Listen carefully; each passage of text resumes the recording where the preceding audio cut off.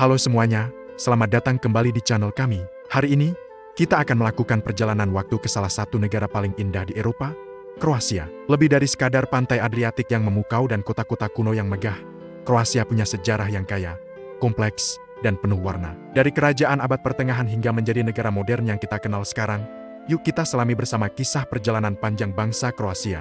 Kisah kita dimulai di awal abad pertengahan, ketika suku-suku Slavia bermigrasi dan menetap di wilayah yang sekarang kita kenal sebagai Kroasia. Pada abad ke-9, lahirlah kerajaan Kroasia yang mandiri, dipimpin oleh para adipati dan raja seperti Tomislav, yang diakini sebagai raja pertama Kroasia. Periode ini adalah masa keemasan pembentukan identitas Kroasia. Budaya Slavia berkembang pesat, alfabet glagolitik yang unik digunakan, dan fondasi kekristenan diletakkan, membentuk dasar budaya yang bertahan hingga hari ini. Bayangkan kastil-kastil batu yang kokoh berdiri di atas bukit, dan para satria berjuang untuk mempertahankan tanah air mereka. Ini adalah era kepahlawanan dan pembentukan jati diri. Namun, seperti banyak kerajaan di Eropa, takdir Kroasia tidak selamanya berada di tangannya sendiri. Pada abad ke-12, Kroasia memasuki persatuan personal dengan kerajaan Hongaria, sebuah hubungan yang akan berlangsung selama berabad-abad. Hubungan ini membawa Kroasia ke dalam orbit pengaruh Eropa Tengah.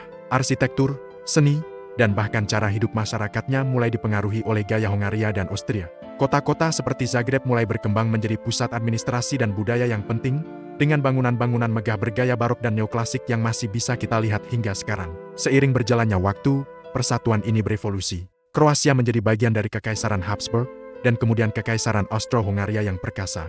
Di bawah kekuasaan Wina dan Budapest, Kroasia mengalami modernisasi, pembangunan infrastruktur seperti jalur kereta api, dan perkembangan industri. Namun, di sisi lain, benih-benih nasionalisme juga mulai tumbuh.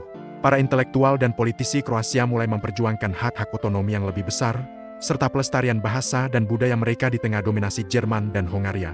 Gerakan Iliria di abad ke-19, misalnya, menjadi tonggak penting dalam membangkitkan kembali semangat kebangsaan Kroasia. Memasuki abad ke-20, Eropa dilanda gejolak besar, dan Kroasia berada tepat di tengah-tengahnya. Setelah runtuhnya Kekaisaran Austro-Hungaria pasca Perang Dunia Pertama, Kroasia bergabung dengan negara-negara Slavia Selatan lainnya untuk membentuk kerajaan Serbia, Kroasia, dan Slovenia, yang kemudian dikenal sebagai Yugoslavia. Harapannya adalah persatuan ini akan melindungi mereka dari kekuatan asing. Namun, realitasnya jauh lebih rumit. Periode antar perang diwarnai oleh ketegangan politik antara kelompok etnis yang berbeda, terutama antara Serbia dan Kroasia, mengenai bentuk dan struktur negara. Situasi menjadi semakin dramatis selama Perang Dunia Kedua. Wilayah Yugoslavia diduduki oleh kekuatan poros, dan sebuah negara boneka bernama Negara Merdeka Kroasia atau NDH didirikan.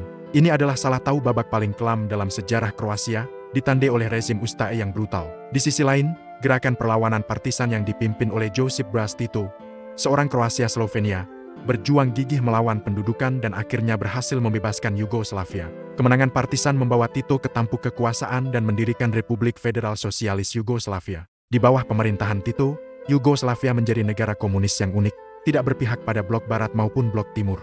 Selama beberapa dekade, slogan persatuan dan persaudaraan digaungkan untuk menekan nasionalisme etnis. Kroasia, sebagai salah satu dari 6 republik federal, mengalami pembangunan ekonomi dan sosial. Industri pariwisata di pesisir Dalmatia mulai booming, menarik pengunjung dari seluruh dunia.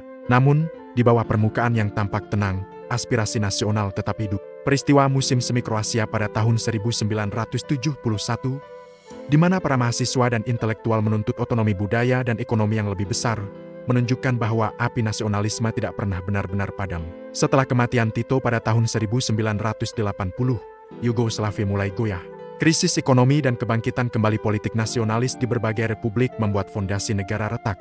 Pada akhir dekade 1980-an, jelas bahwa Yugoslavia tidak bisa dipertahankan lagi. Kroasia, bersama dengan Slovenia, menyuarakan keinginan mereka untuk merdeka. Pada tahun 1991, setelah referendum di mana mayoritas rakyat memilih untuk berdaulat, Kroasia mendeklarasikan kemerdekaannya. Sayangnya, jalan menuju kemerdekaan tidaklah mulus. Deklarasi ini memicu perang yang pahit, yang dikenal sebagai Perang Kemerdekaan Kroasia. Selama 4 tahun, negara ini harus berjuang untuk mempertahankan wilayah dan kedaulatannya. Kota-kota seperti Vukovar dan Dubrovnik mengalami kehancuran parah, dan ribuan nyawa melayang. Ini adalah masa-masa yang sangat sulit dan traumatis, tetapi juga menunjukkan ketahanan luar biasa dari rakyat Kroasia. Perang ini akhirnya berakhir pada tahun 1995, dan Kroasia berhasil mengukuhkan kedaulatannya atas seluruh wilayahnya. Setelah perang usai, Kroasia menghadapi tantangan besar dalam membangun kembali negaranya. Proses transisi dari sistem sosialis ke demokrasi pasar bebas, serta upaya rekonstruksi pasca perang, bukanlah hal yang mudah. Ada masalah korupsi, pengangguran, dan rekonsiliasi sosial yang harus dihadapi. Namun, Kroasia secara bertahap berhasil bangkit. Salah satu pencapaian terbesarnya adalah ketika negara ini bergabung dengan Uni Eropa pada tahun 2013, menandai kembalinya Kroasia ke dalam keluarga besar bangsa-bangsa Eropa, tempat di mana sejarahnya berakar selama berabad-abad. Salah satu bagian sejarah yang seringkali kurang dibahas adalah peran Republik Ragusa, yang sekarang dikenal sebagai Dubrovnik. Selama berabad-abad, Ragusa adalah sebuah republik maritim yang merdeka dan sangat makmur.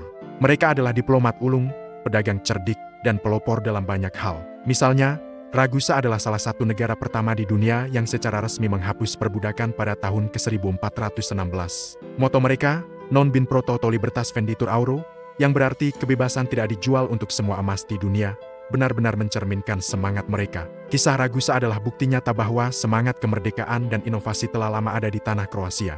Dari kerajaan abad pertengahan yang gagah berani, melalui persatuan yang kompleks dengan kekaisaran besar, melewati badai politik abad ke-20, hingga akhirnya meraih kemerdekaan yang diperjuangkan dengan susah payah. Sejarah Kroasia adalah mozaik yang luar biasa. Ini adalah kisah tentang ketahanan, identitas budaya yang kuat, dan perjuangan tanpa henti untuk menentukan nasib sendiri. Saat kita mengagumi keindahan Plitvice Lakes atau berjalan di tembok kuno Dubrovnik, penting untuk mengingat perjalanan panjang dan berliku yang telah membentuk negara yang luar biasa ini. Terima kasih banyak sudah menonton video ini. Semoga kalian mendapatkan wawasan baru tentang sejarah Kroasia yang menakjubkan. Jika kalian suka konten seperti ini, jangan lupa untuk like, komen, dan subscribe ya. Sampai jumpa di video berikutnya.